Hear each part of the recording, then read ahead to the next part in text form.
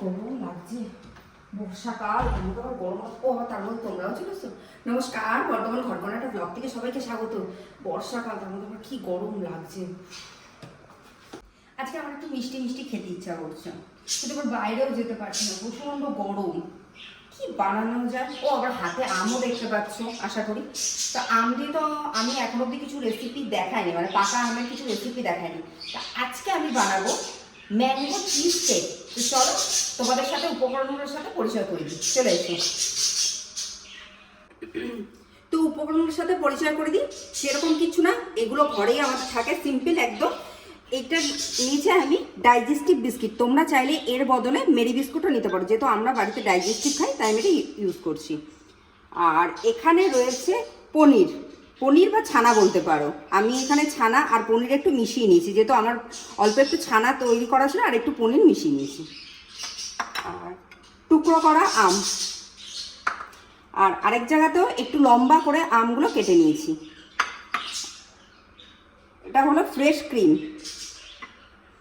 এটা পেস্তা কুচি, আর অতি অবশ্যই যেটা মেইন জিনিস হলো বাটার, এটা তো লাগবেই। আর এই জিনিসটা সবটা করার জন্য, সেট করার জন্য আমি এখানে এই কেক টিনগুলো হয়, কেক টিন নিয়েছি আর একটা পেপার নিয়েছি। আর তোমরা যদি চাও এটা কাচের বাটিতেও তোমরা বসাতে পারো, আমি এটাতে করবো। তো চলো রান্নাটা শুরু করা যাক, মানে মিষ্টিটা বানানো শুরু করা যাক। এই ডাইজেস্টিভ বিস্কুটগুলো আমি একদম মিক্সিতে ভেঙে গুঁড়ো গুঁড়ো করে নেবো। আচ্ছা, তোমরা তো দেখলে যে বিস্কুটগুলো আমি মিক্সিতে এরকম ভালো করে গুঁড়ো করে নিতে হবে। এবারে এর মধ্যেই আমি এই যে বাটারটা রয়েছে, এই বাটারটা সম্পূর্ণটা দিয়ে দিচ্ছি। এই যে তোমাদের যে মোল্ডটা দেখালাম আমি, এর ভেতরে এই বাটার পেপারটা লাগিয়েছি। আর এই যে এখানে যে বিস্কুটটা যে আমি বাটারের সঙ্গে যে মিশিয়ে রেখেছিলাম, সেটা আমি এর মধ্যে দিয়ে দেবো। দিয়ে আমি এটা ফ্রিজে সেট হতে দেবো খানিকক্ষণ। এই দেখো খুব সুন্দর করে আমি বিস্কুটটা যে বাটারের সঙ্গে যে মিশিয়ে নিয়েছিলাম, এইটা আবার আমি ফ্রিজে সেট হতে বসিয়ে দিচ্ছি। তোমরা তো দেখলেই যে বিস্কুটটা বাটার দিয়ে মাখিয়ে আমি ফ্রিজে সেট হতে বসিয়ে দিচ্ছি। এবার আমি এই যে পনিরটা যেটা ছিল, সেটা আমি মিক্সিতে ভালো মতো ব্লেন্ড করে নেব। আমি ছানাটা একটু ছিল তাই দিয়েছি, আর যেটা একটু কম মনে হচ্ছিল তার জন্য আমি একটু পনির অ্যাড করেছি এখানে। এটা আমি খুব ভালোভাবে ব্লেন্ড করে নেবো। এবার এই যে ফ্রেশ ক্রিমটা রেখেছিলাম, সেই ক্রিমটা দিয়ে দিচ্ছি।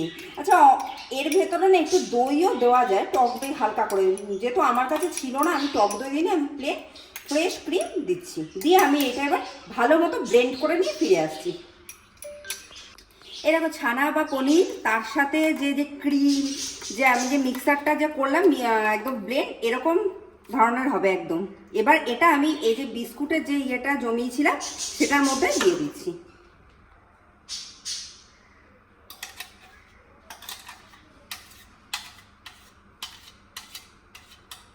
এবার আমি এই যে স্লাইস করা যে আমগুলো কেটে রেখেছিলাম, এটা আমি একটু পিউরি করে নিচ্ছি। এই যে আমের যে পেস্টটা তৈরি করেছিলাম, মানে পিউরিটা, এবার আমি এইটার উপরে দিয়ে দেবো। আমি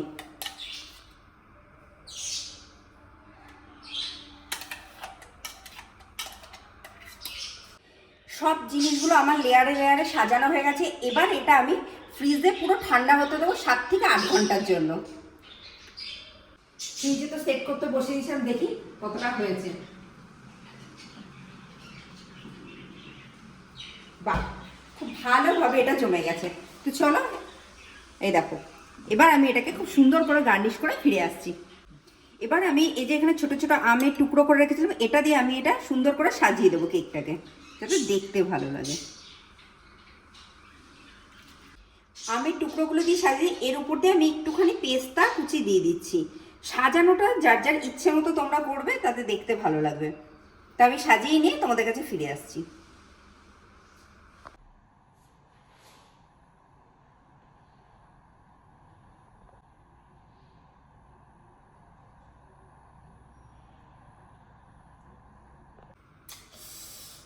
এটা নিয়ে তো কোনো কিছু বলার নেই না, এটা সবারই খুব প্রিয়, আর আমার তো ভীষণ ভীষণ প্রিয়। তো তৈরি হয়ে গেছে আজকে ম্যাঙ্গো চিজ কেক।